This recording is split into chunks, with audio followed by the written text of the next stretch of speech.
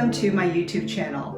In this week's video, I'm sharing 3 tips for helping you to trust your intuition more when it comes to your artwork, with the hope of deepening your creativity and helping you experience more joy, because that is the whole point of it. So you'll see the process of this painting right here. So sit back, relax, and enjoy the rest of the video. I'm sure you've heard of the term intuitive painting. It's a way to express one's inner life, and everyone has a deep inner life with symbols, images, shapes, and colors that are just waiting to be brought forth through your creativity. A quick recap to last week's video. I used a limited palette of acrylic gouache paint to create a small abstract study in my sketchbook, and I used those shapes and forms as inspiration for this painting this week. Trusting your intuition can be tough. When you're making art, we're often dealing with voices in our head that are loud and distracting. For me, it's easy to compare myself to other artists who draw faces or hands flawlessly. So internally, I've set the bar pretty high for myself. So as my painting progresses, the critic inside me is saying, "It's not as good as so-and-so's. That's not the way she would do it. It's not looking anything like hers. Mine must not be very good." Seriously, sometimes it's a battle, which is why I really feel I want to encourage you to press on despite these mighty forces in your head. The truth is, reality, as in the painting right in front of you, has nothing to do with the inner critic. Your art and your creativity have their own life, and if you give them time and space to come into the world, they have a purpose. For example, recently an artist I know sold their first artwork. They didn't think this style of art was good, in quotes, and yet the buyers were happy to have found this particular style and motif, and they paid money for it. My point is, the inner critic thinks it's right when more often than not, it doesn't know what it's talking about.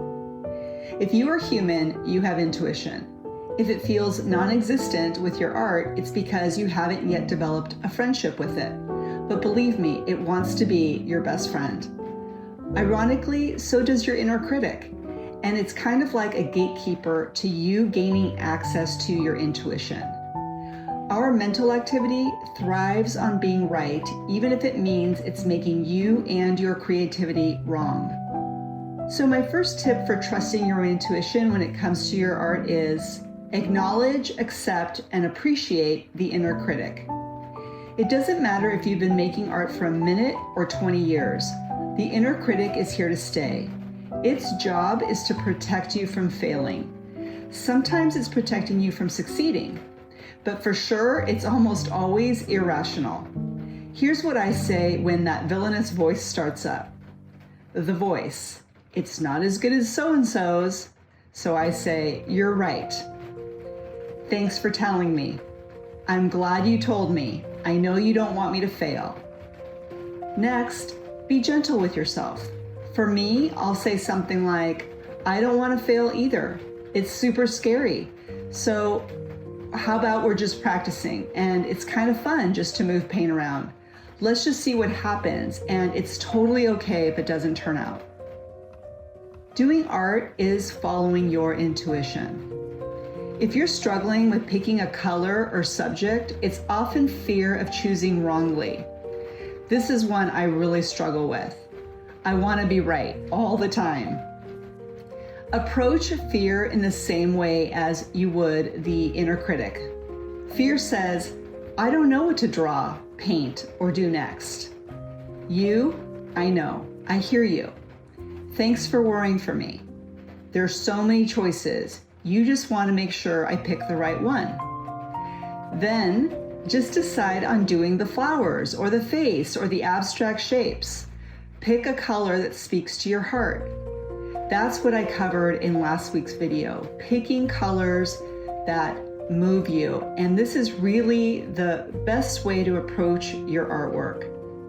So deciding is following your intuition. You may spend a lot of time having these inner conversations. I sure do. This particular painting took me about 10 hours to make, most of it spent talking gently to myself. Why? Because faces are a challenge for me. Fear of failure is my kryptonite, and painting faces really triggers that in me.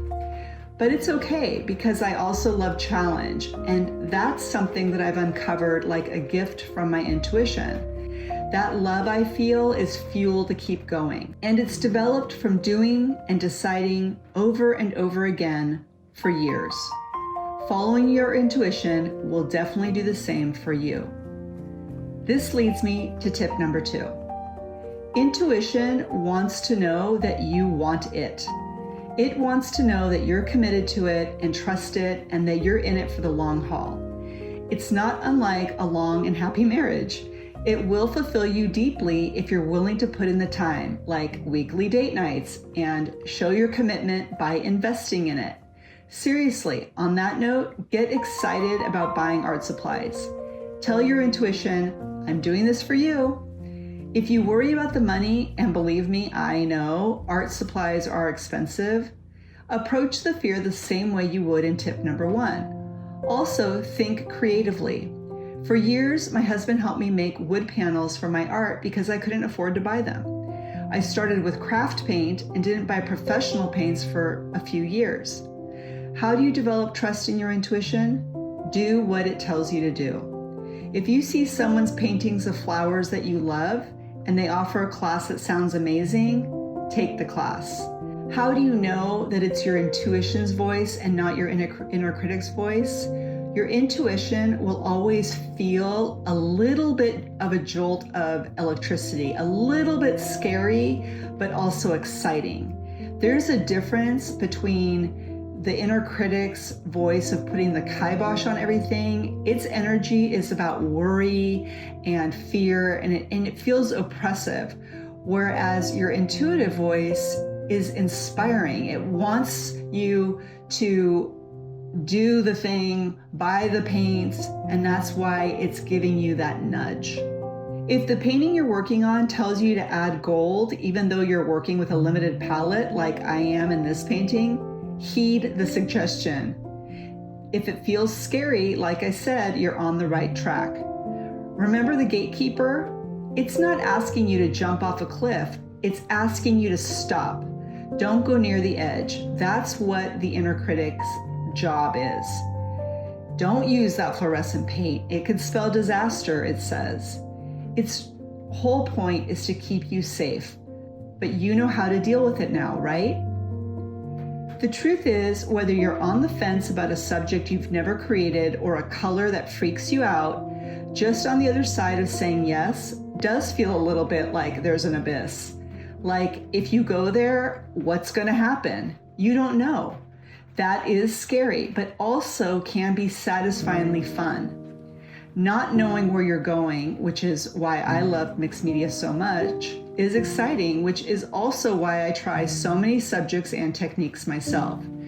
Not knowing what the next step is and having to turn inward for the answer is a little bit like finding the Holy Grail inside. And actually, that is the inspiration for this painting. Your creativity can be your golden chalice. Think of it like a container that holds all your insecurities and fears and doubts, but also your bliss state. That place where you lose track of time and just brushing paint on a surface feels sublime.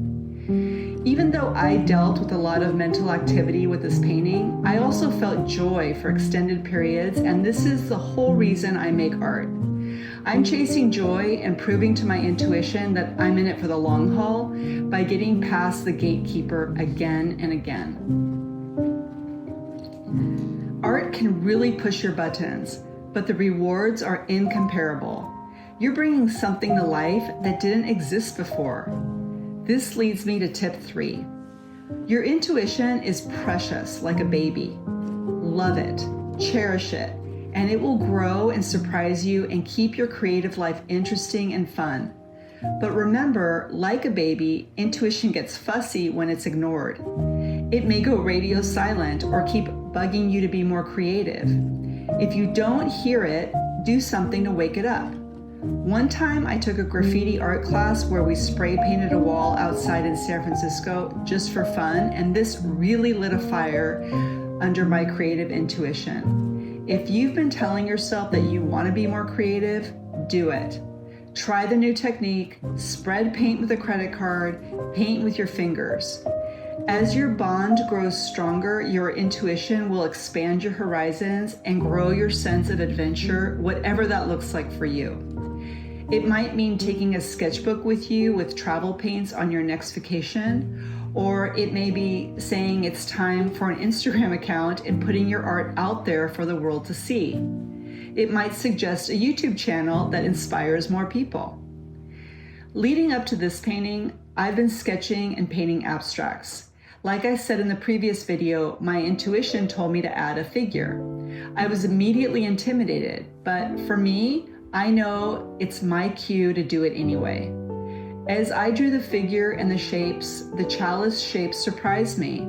And that's the part that I find meaningful because I feel like art is telling me a story about creativity. Not just mine, but yours too. Your creativity is a gift inside you. Intuition is its voice.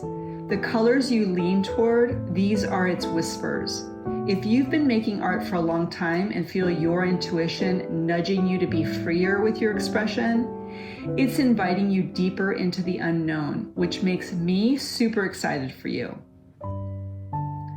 Your intuition will always guide you in the direction of your creative growth, even if it doesn't look like it. It knows the big picture. It knows there will be success in what seems like failures. Your intuition will test your trust in it to see if you're truly serious about your creativity. It's really not interested in whether you make 10 ugly paintings. It just wants you to make the paintings. And when I say serious, I mean committed, because it's also important to not take ourselves too seriously when it comes to art making. We can't get so attached. So if we are attached and the painting doesn't turn out, the point is not to turn any kind of worry or insecurity or doubt inward to attack ourselves. It's just an opportunity to say, okay, I'm going to try this again tomorrow. And I think you'll find that over time, your confidence will build because you'll be learning new techniques. So definitely expose yourself to lots of techniques. What your intuition wants, more than anything else, is creative freedom. Like I said at the beginning, art has its own life, its own plan. Our job is to be the vehicle for that expression, to come through and to get out of its way, to ensure its process. Art is all about the process after all. That's its wheelhouse. Thank you everyone, and happy creating.